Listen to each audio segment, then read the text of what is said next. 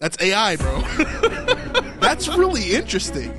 That line is really interesting because it's almost exactly what The Chosen, depicts there. That's really, really interesting. But we can ask it. We can ask it if it knows The Chosen.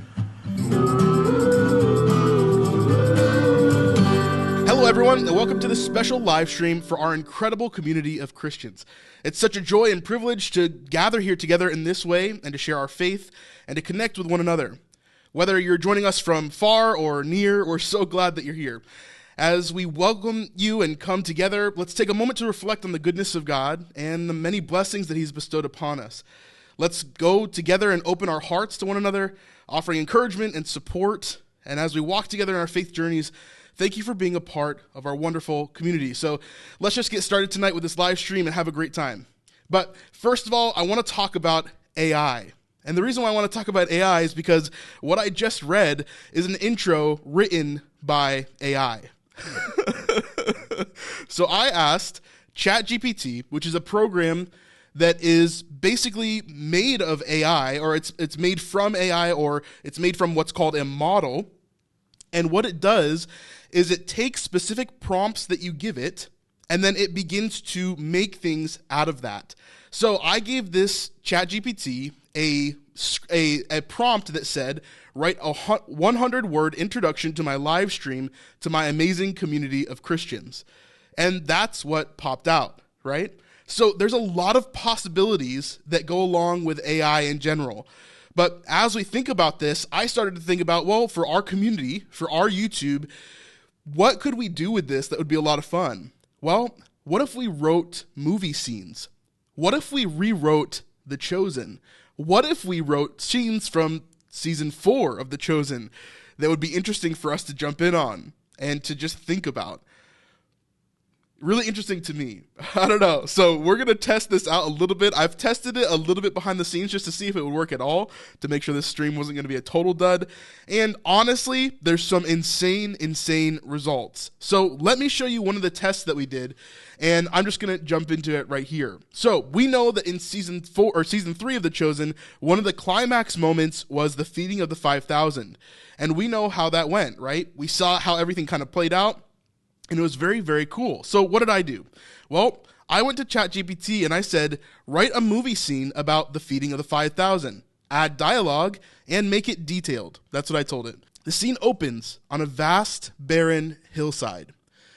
A large crowd of people is gathered, looking up expectantly. Jesus says to his disciples, the people are hungry. We must feed them. Disciple 1, but how? We have only 5 loaves of bread and 2 fish. Bring them to me. The disciples hesitantly bring Jesus the loaves and 2 fish. Jesus holds them up and looks out at the crowd. Everyone, sit down. The crowd obediently sits, looking up at Jesus expectantly. Jesus, bowing his head in prayer, Father, bless this food for the nourishment of these people. He then breaks the bread and fish and begins handing it out to the disciples to distribute to the crowd. As the food is passed out, the crowd begins to eat. Disciple 2, looking around in amazement. The food is never ending. We're still handing it out, but the baskets are never empty. The crowd continues to eat, and as they do, their faces light up with joy and gratitude. As the people finish their food, Jesus instructs his disciples to gather up the leftovers. Disciple 3, we've collected 12 baskets full of leftovers. Jesus, smiling, God's provision is abundant. The leftovers will be a reminder of his love and grace. The scene shifts to a group of people discussing what they've just witnessed. Person 1, I can't believe it. I was so hungry and now I'm full and there's still food left over. Person 2, it's a miracle. Jesus truly is the Son of God. Person 3, but how did he do it? How did he feed so many people with just 5 loaves of bread and 2 fish? Person 4, it's a mystery. But one thing is clear. Jesus has God's power within him. The disciples approach Jesus, still in awe of what they've just witnessed. Master, how did you do that? He says, it wasn't me. It was God's power working through me. And it's not just about the food. It's about the love and compassion we show one another. That's what truly nourishes our souls. Disciple 5, but how can we show the love and compassion to so many people? Jesus, placing his hand on the disciples' shoulders.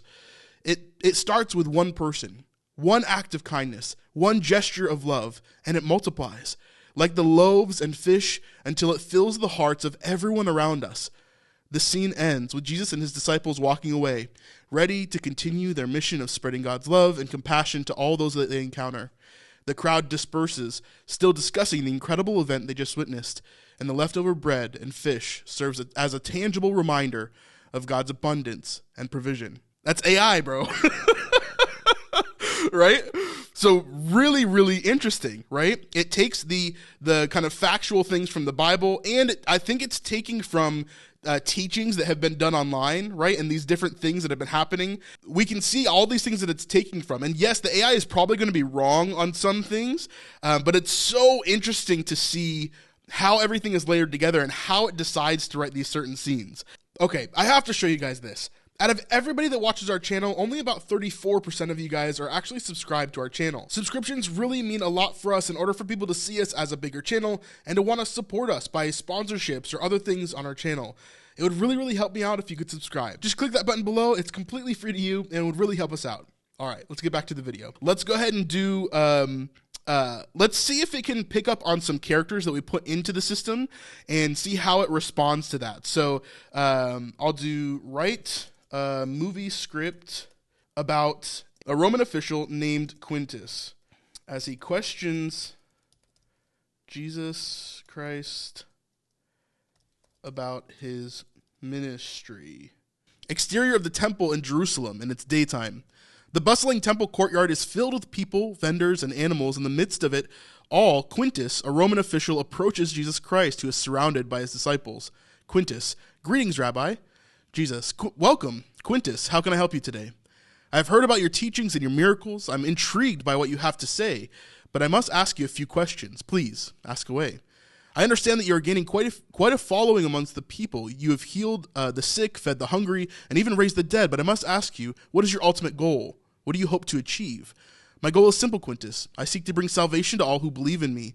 I want to show them the way to the Father, who loves them and wants them to live in peace. Let me get us off the screen real fast.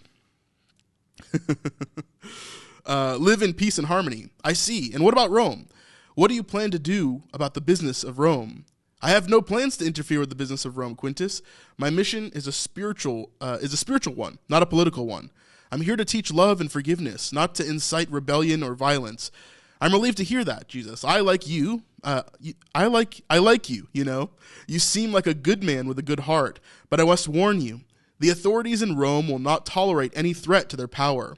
If you step out of line, you will be dealt with swiftly and harshly. That's really interesting. That line is really interesting because it's almost exactly what The Chosen, depicts there. That's really, really interesting. I understand your concern, Quintus, but I must follow the path that has been set before me, even if it leads to my own death. I trust in the will of the Father who loves me and protects me. Now, in The Chosen, Jesus is very much more kind of quietly confident, right? Instead of kind of being openly open about all of his plans that he's kind of doing. But it's still interesting for sure. I understand your, I'm relieved to hear that, blah, blah, blah, swiftly, harshly. Very well, Jesus, I will keep an eye on you, but I will not interfere with your ministry. May the gods bless you and keep you safe. That's an interesting line as well, because Quintus being Roman, of course, would say, may the gods bless you and keep you safe. That would definitely be the way that he would think.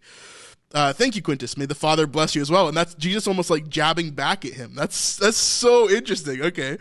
Quintus nods and walks away, leaving Jesus and his disciples in the bustling temple courtyard. Fade out. Wow, that's really interesting. That was actually really, really good, I think. The way that was put together, wow. Another rewriting of another scene from season 1 of The Chosen. Let's do a scene where Jesus encounters the little children and how he teaches them and how he brings them into his ministry. Let's see about that. So here's the full prompt that I did for this one was write a TV show scene where Jesus encounters a group of children who he teaches and helps to understand him as the Messiah. Add dialogue, make it detailed, and describe the environment. The scene is a field outside a village, and during the day, Jesus is walking through a field surrounded by a group of curious children. The sun is shining brightly, and grass is tall and green. The children are eager to learn from him. Jesus, are you really the Messiah? Jesus stops walking and turns to face the children. Yes, I am. What does that mean? It means that I have been sent by God to bring good news to the poor, to proclaim release to the captives and recovery sign to the blind. That is a direct quote from scripture right there, right? To let the oppressed go free and to proclaim the year of the Lord's favor. Now, we heard this a lot in The Chosen. They used this in episode 3 of season 3 over and over again. Why did God send you? God sent me to show his love for all people, to teach them how to love one another. What do you teach? I teach that we should love our neighbors as ourselves and that we should treat others the way that we want to be treated. I also teach that we should forgive others and that we should not judge them. How do we know? Life can't just be about money. Thank you so much, Sandy. You rock. Yeah! I appreciate that so much. Anything that you give through the super chats or anything like that goes straight to the channel and helps us to do more things here. So, Sandy, you're a huge supporter. You know that. Anybody who's been around our channel at any time knows that Sandy is amazing, and she's been a major supporter of our channel. Appreciate it so much, Sandy. Really amazing. What do you teach? I teach we should love our neighbors as ourselves and that we should treat others the way they want to be treated. I also teach that we should forgive others and that we should not judge them. How do we know that you are telling the truth? You will know that I am telling the truth by the things that I do. I heal the sick, I cast out demons, I feed the hungry. These are signs that God is with me and that I am the Messiah. Can we follow you?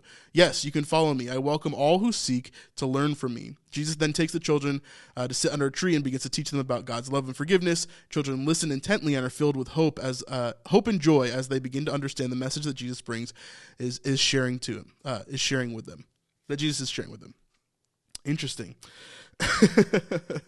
It's pretty jarring. Jesus is a guru here. Yeah, they use a lot of scripture here, kind of talking about what he does. However, yeah, it's kind of like guru-ish. I could see that. And obviously the prompt that I put in kind of leans towards this more because I asked specifically for it to share, it teaches them and it helps them to understand him as the Messiah. So they're asking him questions specifically towards are you the Messiah?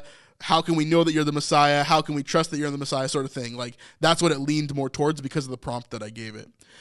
But we can ask it. We can ask it if it knows The Chosen. All right, so it does. So it says, yes, I'm familiar with The Chosen. It is a television drama series about the life of Jesus Christ, created, directed, and co-written by Dallas Jenkins. The show premiered in 2019 is distributed through the show's official app and various streaming services. Okay, so it does know.